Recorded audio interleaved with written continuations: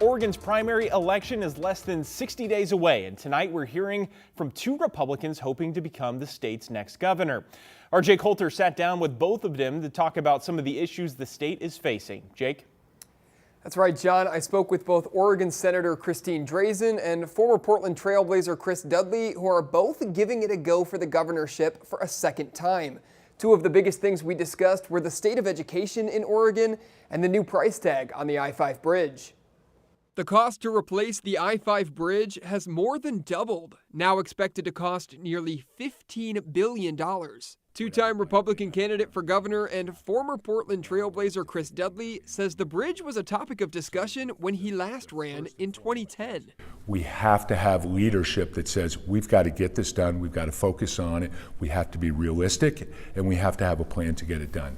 And it's a complete lack of leadership where literally, I was talking about this 16 years ago, that we needed to get on it and get it done. And here we are, and the cost has gone up by fivefold, and we're no further along. Oregon State Senator Christine Drazan says the project has been bogged down by unnecessary additions. The current bridge plan includes a light rail extension, bike paths, and 3 new bridges to Hayden Island from the Oregon side. We need a bridge that functions. We need a bridge that addresses capacity for the next 100 years.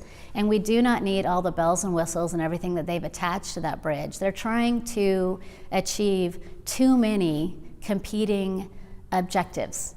We need to build a bridge. Another issue we discussed, the $50 million budget deficit Portland Public Schools is facing. Just this past week, teachers approved a proposal to cut 3 school days, which Dudley says isn't fair to students. Too often the kids are the victims of these budget impasses, and we have to focus on how are we better serving our kids? How are our kids getting the education that they deserve? Because right now we're failing our kids, and that's not acceptable. Drazan says there needs to be a crackdown on absenteeism, especially as Oregon elementary students have some of the worst test scores in the country.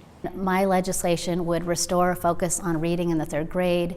It would restore our graduation requirements, and it would allow teachers to be able to have some control in their classrooms again so that they can focus on learning. And the Oregon primary election for governor is on May 19th. John? All right, it's coming up right around the corner. All right, Jake, thanks so much.